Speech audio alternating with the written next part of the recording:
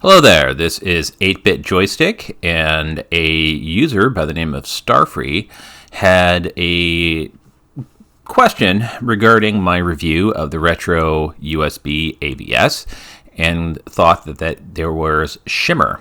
And it was on the graphics that I was showing that it would use the Famicom Disk System, and I had HDMI capture that I had overlaid over it. And I'll get into that, but the game that I was playing was Japanese Super Mario Bros. 2, pointing up there. So, first of all, before I start, I'll go into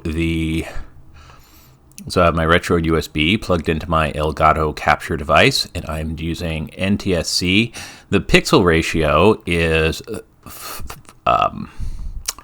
2, 3.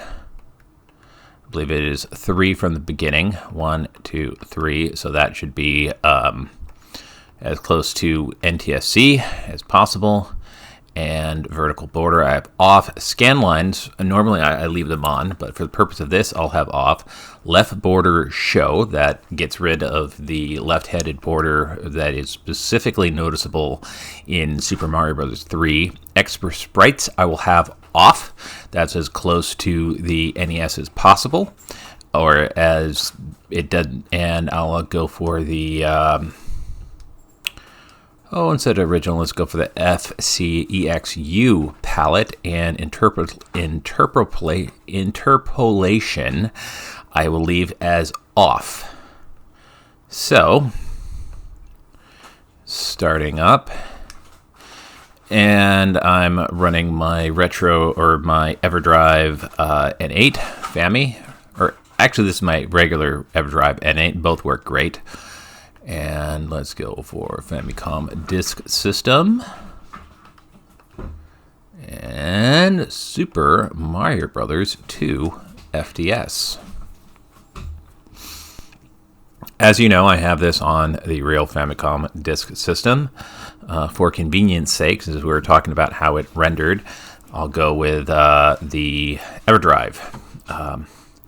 The EverDrive is one of those situations where it's better to fake it than have to deal with the pleasures and pain of the original Famicom Disk System.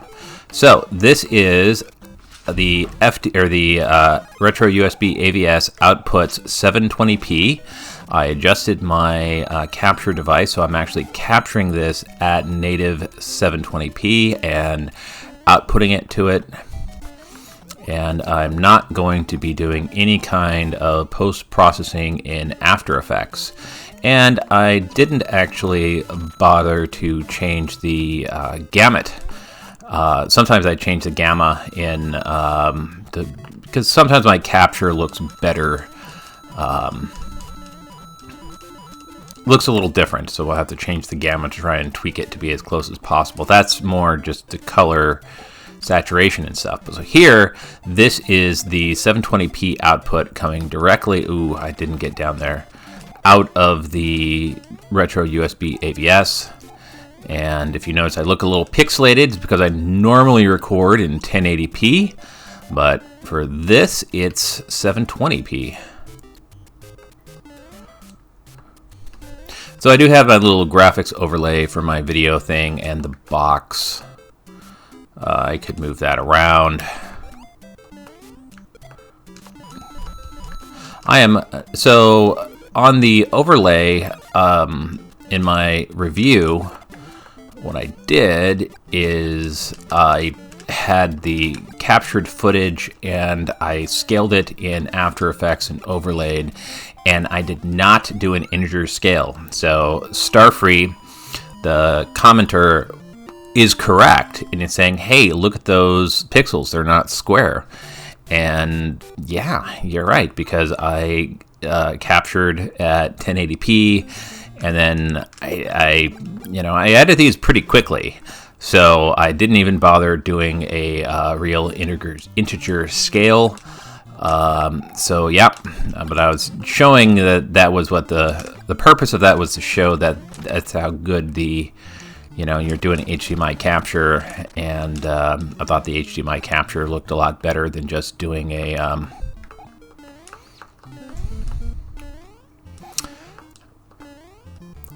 So I think it's interesting that we, in the US, got the 16-bit version of Japanese Super Mario Bros. 2, or Super Mario Bros. 2 for FDS, as the Lost Levels, which is good, but it is an entirely different presentation than what the Japanese gamers remember. Let's try that at the bottom. So that's up there, and that is dragging things around in OBS.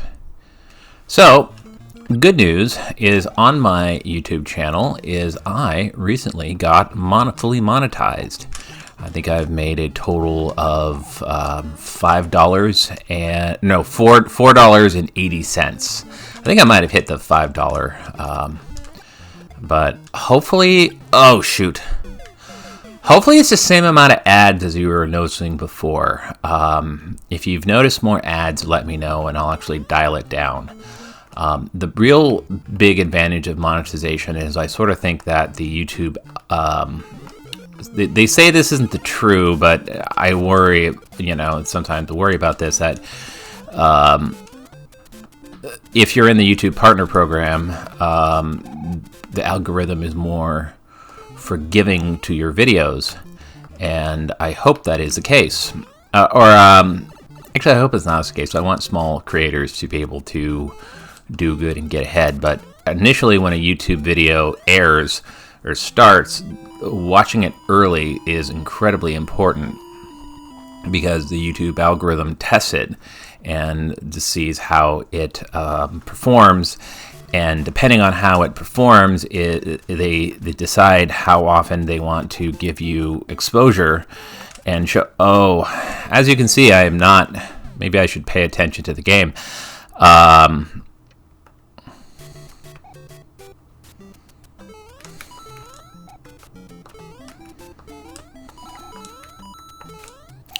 So, long story short is, if you really want to help your YouTuber out, watch their videos early on, so that helps convince the YouTube algorithm that it is a good video and that they should show it to more people. That's one of the reasons why people say click the bell so you can like and subscribe. Liking it tells a YouTuber that, or the algorithm, that you like it and whether you subscribed on a particular thing. But not a lot of people actually click the bell, so to speak, and sign up for notifications. But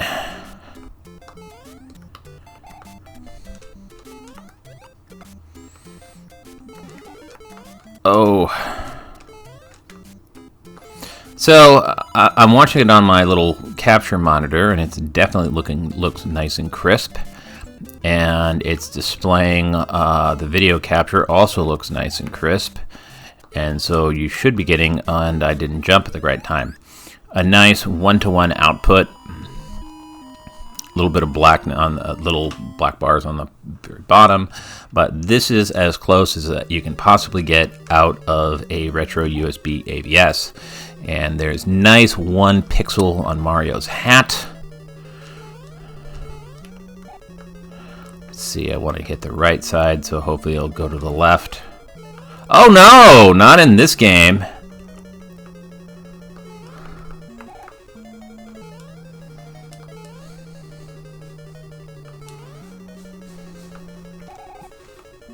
I thought that was my end.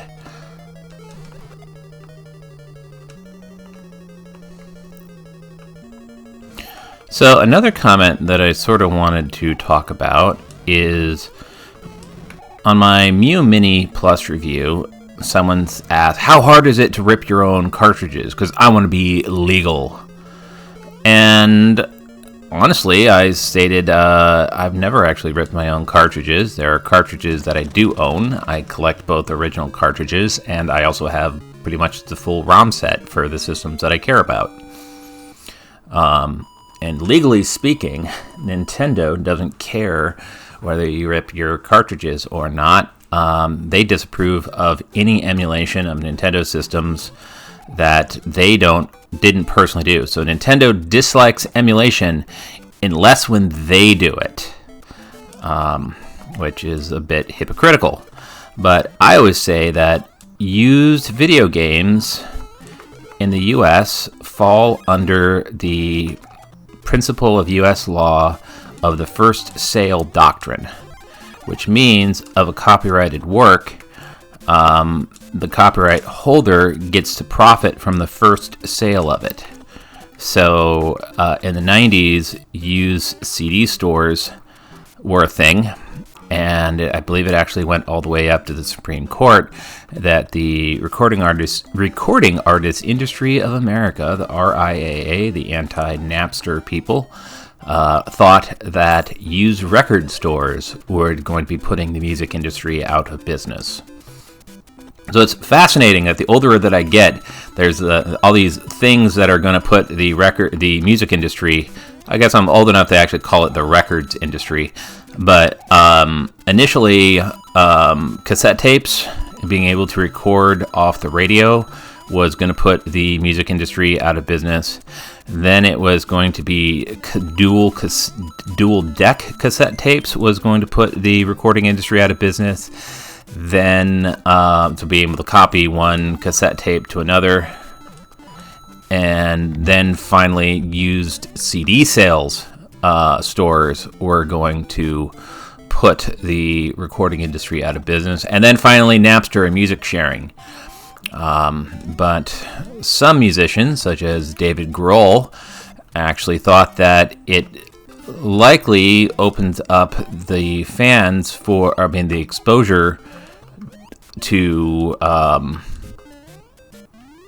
he basically said he don't care if someone in Thailand cares if I'm copying one of his music. Is that person is then going to, when they're able to actually buy it, they would, go to their concerts and whatnot.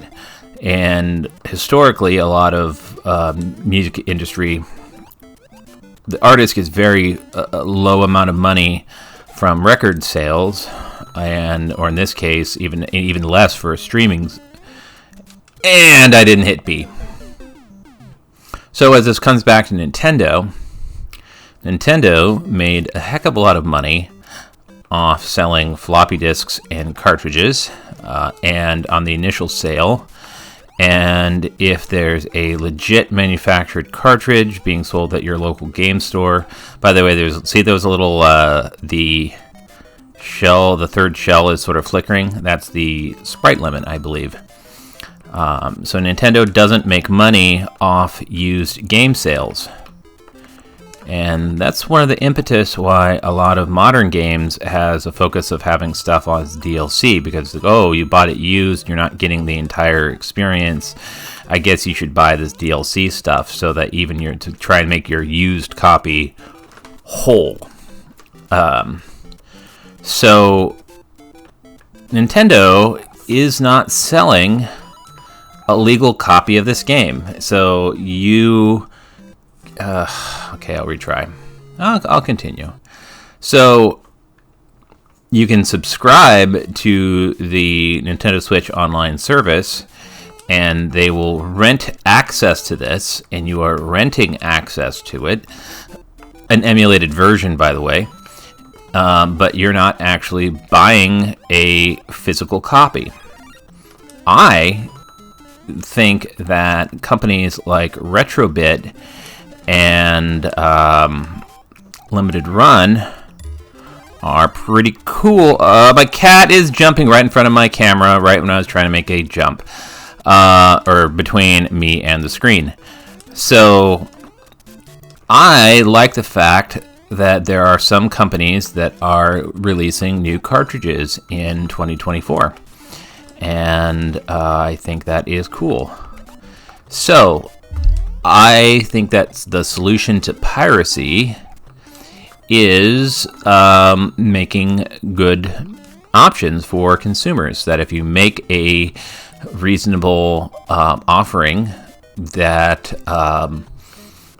it's the solution to piracy. So if Nintendo is upset for individuals that are downloading entire ROM image collection, first of all, it works great for me because I can get access. I like writing about obscure games, and having copies of obscure games to show you Definitely helps me make a YouTube channel, because here we are doing Super Mario Brothers 2 FDS version with nice crisp pixels. Look at those crispy pixels. So I'd love to see Nintendo make new cartridges for their systems. And I responded to someone. I said, well, they didn't actually make cartridges anymore. And so not only are they not selling these games as a legal download, but they're not even, for the fans that are into playing original hardware, I think it would be particularly cool if they would manufacture cartridges. And the thing is that there are bootleg cartridges coming out of China. You can see them on AliExpress, and they can be sold at a profit. And sometimes they can be sold at a profit for like $12. And so Nintendo probably could even manufacture, if a bootleg company can do it, Nintendo has mass scale, they would have no problem putting together a cartridge line to make NES cartridges. And they could call it, like, Nintendo Vintage Collection, or say, ooh, sign up for the Nintendo Vintage. Do something like this for collectors. And Nintendo has made a whole bunch of stuff off the collector market. I do not want to trigger that. Okay, there's no power up down there. But if they made NES and Famicom cartridges, it would be so incredibly dope. They don't even have to change it or reprogram it. Just have the existing stuff and make a little slight change in the box to show that it is, like an ESRB rating or a copyright date that says, 2004 or whenever they would do this. I am going to try to, where is the, oh God, I forget this.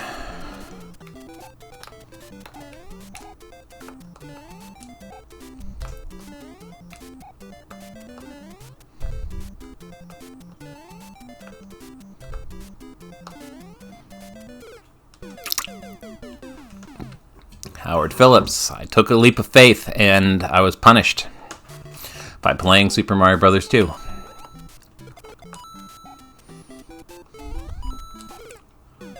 This is World 2, by the way. Okay. Again, I'm talking and not focusing on the game. Or what I should be doing is, my problem is I was looking up at the capture, which there's a very slight delay. If I watch it on the HDMI TV, my second monitor, there's no delay.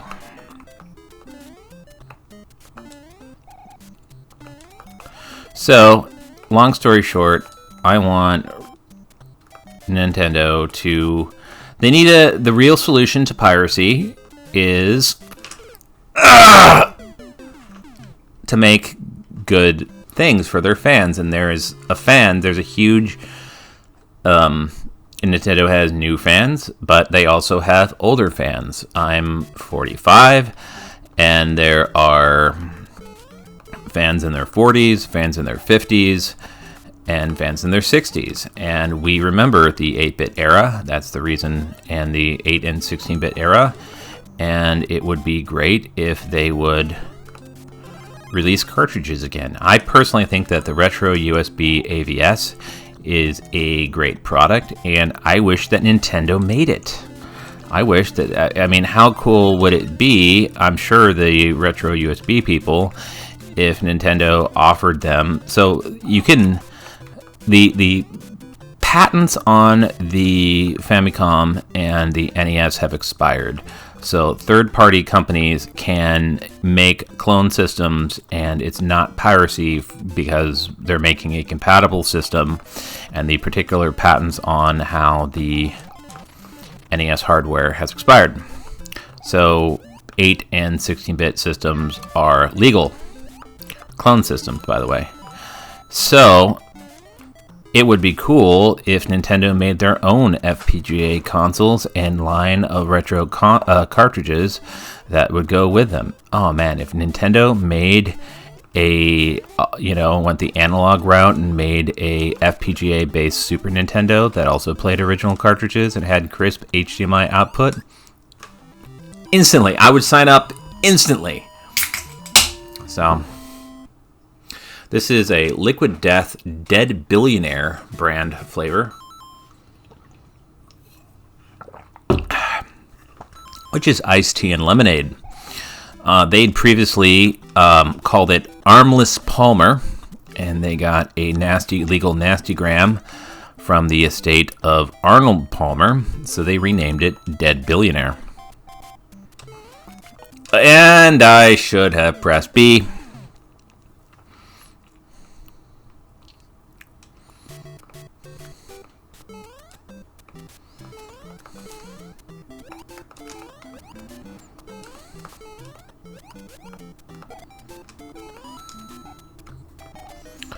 Focus on not dying. So Mario's hat is his brim is 1 pixel width. It looks glorious. And I will be uploading this without any kinds of processing. 21 minutes.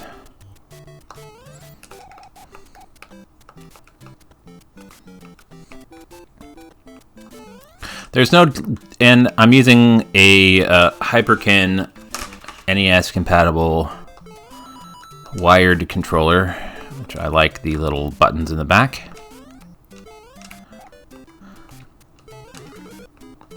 Now that I'm monetized, I should actually put together a press pack and hit up some local or some retro video game companies and see if they want to give me review products, because that's the way that all these other reviewers get early stuff, and they have their videos out before everyone else. Oh, great. Thanks.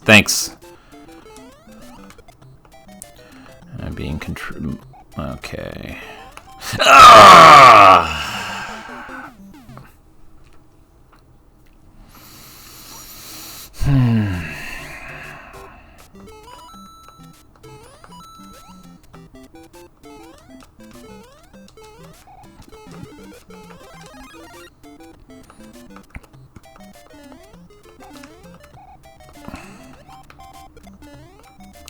I wonder if there's the Nintendo Power Guide to the Lost Levels. That would be cool. Oh, that's another thing I wish they did. Legal access to old issues of Nintendo Power. How cool would that be? Ugh.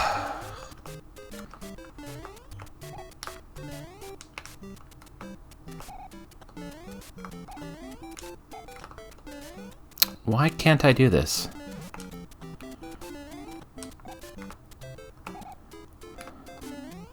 Should I do Luigi mode? Because I know Luigi could do this. What am I missing here? So there's no invisible blocks there. Okay. Gotta run past it. Oh God, thank God.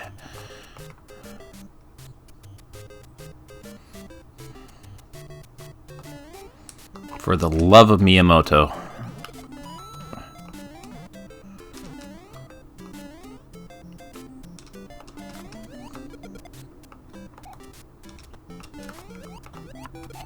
Sorry, I'm not talking. I'm trying not to die.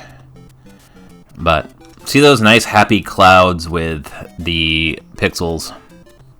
That is some nice and crisp pixel clouds. Oh, that's another thing. Someone said that I sound like an AI robot. And sorry, I'm trying to enunciate and pronounce, and I have my script. I always write my script ahead of time.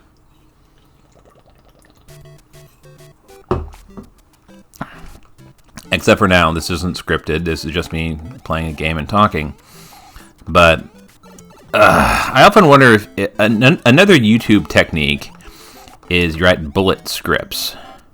So bullet scripts is you outline your things, but you don't write down every word that you do. Currently, I'm writing every word. And I've heard that bullet scripts since you're reading off it, but you're thinking about it at the time, can have much more of a conversational tone. So perhaps I should do that on my neck.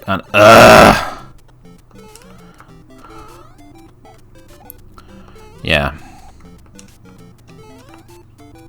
But I don't record live unless I'm doing a let's play, like, or a what was it instead of let's play? I was going to talk and play.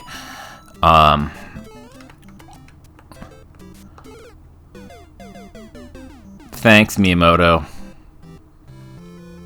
Okay, 2-3. I think I'll try Luigi mode, which is a source of pain because Luigi mode is more difficult. But I'm at 25 minutes. I've hopefully demonstrated that this is some nice crisp 720p output.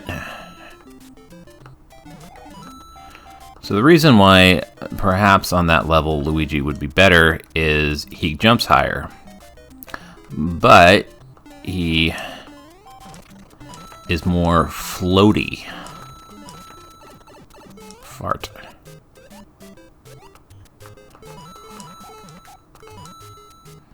At least we'll finish this level.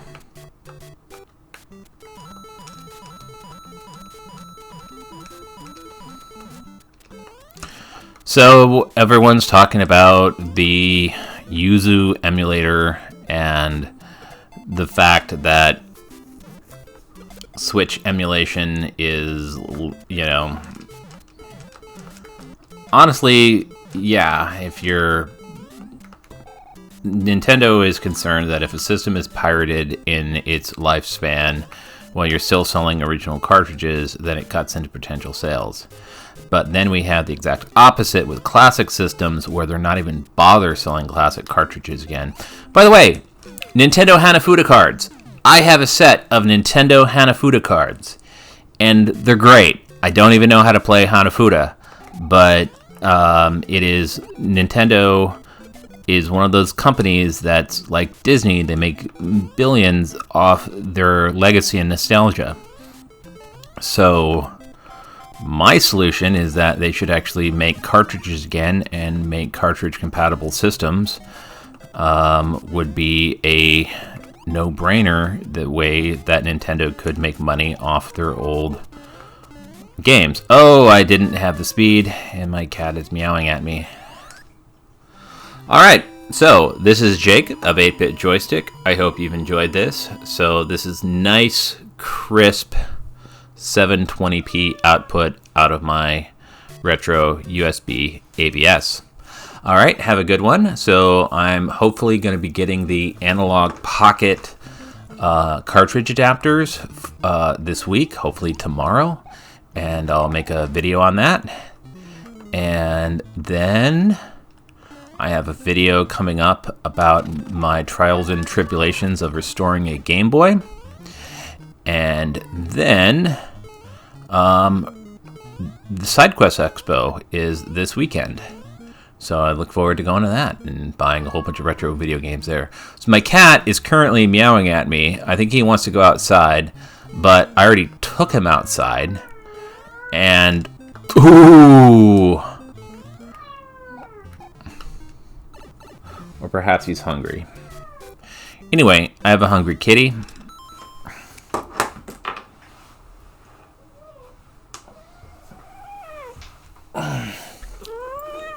Really, let's do a sign off. This is 8-Bit Joystick. Stay awesome. Play retro. This cat.